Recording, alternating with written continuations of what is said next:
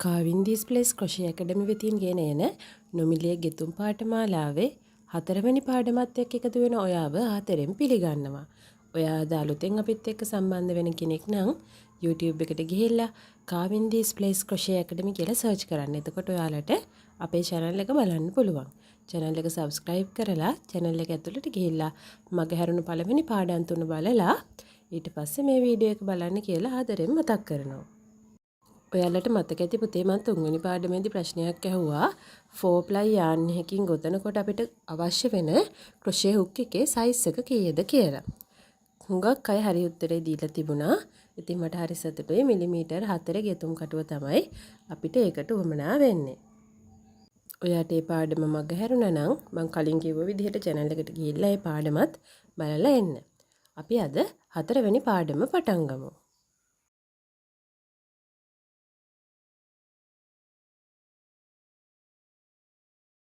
හරි පුතේ අපි අද මුලින්ම ඉගෙන ගමු ගෙතුම් කටුව අල්ලගන්නේ කොහොමද කියලා. ඔයාගේ ගෙතුම් කටුව අතට අරන් බලන්නකෝ. ඒකේ එක කෙලවරක් තියනවා නේද? කොක්කක් වගේ තියෙන. අන්නේ කොක්කක් වගේ තියෙන පැත්ත පුතේ අපි ගෙතුම් කටුවේ හිස කියලා හඳුන්වනවා.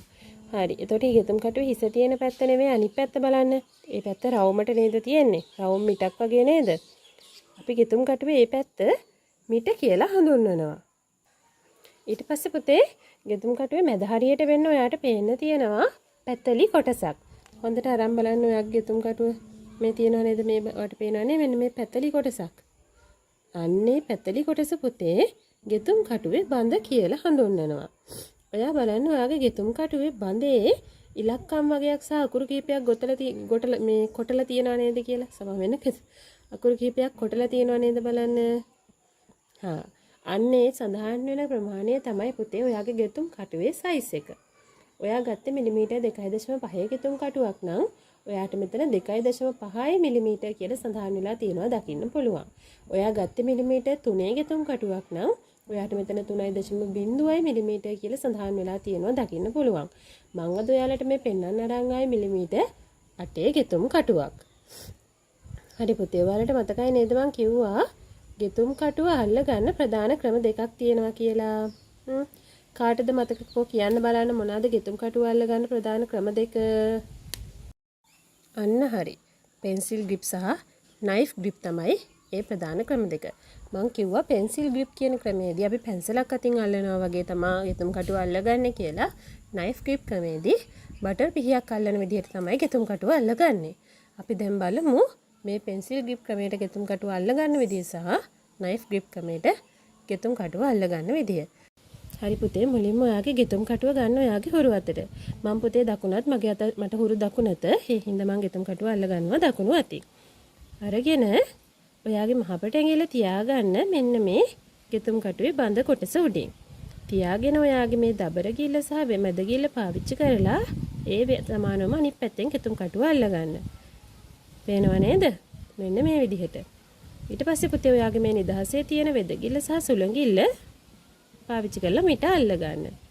මෙන්න මෙහෙම දැන් ඔයාලට පේනව නේද ගෙතුම් කටුව ඔයාගේ අතට හොඳට හයි වෙලා තියෙන්නේ. මෙන්න මේ ක්‍රමයට ගෙතුම් කටුව අල්ල ගන්න එක අපි කියනවා නයිෆ් ග්‍රිප් කියලා. අපි පුතේ බටර් ගන්න පිහියක් අතට අල්ල ගන්න මේ වගේ නේද? බොහොම සහැල්ලුවෙන් නේද ඒ තැවරුම කරන්නේ. අන්න ඒ විදිහට පිහිය අල්ල ගන්නවට අපි කියනවා නයිෆ් ග්‍රිප් කියලා. පැහැදිලි නේද? දැන් බලන්නකො පුතාට නයිෆ් ග්‍රිප් ක්‍රමයට මේක අල්ලන්න පුළුවන්ද කියලා. අපි බලමු. පිහිය අල්ලන්න ගෙතුම් කටුව අල්ලන්න පාවිච්චි කරන අනිත් ක්‍රමය මොකක්ද කියලා. අපි බලමු පෙන්සිල් ග්‍රිප් ක්‍රමයට ගෙතුම් කටුව අල්ලගන්නේ කොහොමද කියලා. ගෙතුම් කටුව අරගන්න පුතේ කලින් විදියටම හුරු අතට අරගෙන අතේ මේ පැත්තෙන් ගෙතුම් කටුව තියාගන්න. තියාගෙන ඔයාගේ මහපට ඇඟිල්ලෙන් මෙන්න මේ බඳ කොටස අල්ලගන්න. ඊට පස්සේ ඔයාගේ මැද ගිල්ල සහ දබර ගිල්ල පාවිච්චි කරලා මෙන්න මේ විදිහට ගෙතුම් කටුව අල්ලගන්න. පේනව නේද? ගෙතුම් කටුව මෙන්න මේ විදිහට අල්ලගන්න. හරියට පැන්සලකින් ලියන්න හදනවා වගේ. එතකොට පුතේ ඔයාගේ මේ පෙන්සිල් ග්‍රිප් ක්‍රමය කියන්නේ මෙන්න මේක. පෙන්සිල් ග්‍රිප් ක්‍රමයේදී නම් දබර වෙදගිල්ල සහ සුළඟිල්ල නිදහසේ තියෙන්නේ. අනිත් ඇඟිලි තුන පාවිච්චි කරලා තමයි ගෙතුම් කටුව අල්ලගන්නේ. පේනව නේද? පෙන්සිල් ග්‍රිප් ක්‍රමයේදී මෙන්න මෙහෙමයි ගෙතුම් කටුව අල්ලගන්නේ. එතකොට ගෙතුම් කටුවේ මිට මේ පැත්තෙන් අතට හේතු වෙලා තියෙන හින්දා එහෙම වෙන්නේ නැහැ. නයිෆ් ග්‍රිප් ක්‍රමයේදී අපි අල්ලගත්තේ මෙහෙම. පෙන්සිල් ග්‍රිප් ක්‍රමේදී අපි ගෙතුම් කටු අල්ලන්නේ මෙන්න මෙහෙම. ඔයාට පැහැදිලි නේද? මේ ක්‍රම දෙකෙන් එකකට පුතේ ඔයා ගෙතුම් කටුව අල්ලගන්න පුරුදු වෙන්න. මේ දෙකෙන් කොයි ක්‍රමයක් පාවිච්චි කරත් කිසිම ප්‍රශ්නයක් නැහැ. ඒක අල්ලන ක්‍රමය ඔයාගේ ගෙත්තමට බලපාන්නේ නැහැ. හරි පුතේ, 4 වෙනි පාඩම අපි මෙතනින් ඉවර කරනවා. අපි 5 වෙනි පාඩමේදී බලමු දම් වැලක් ගොතාගන්නේ කොහොමද කියලා.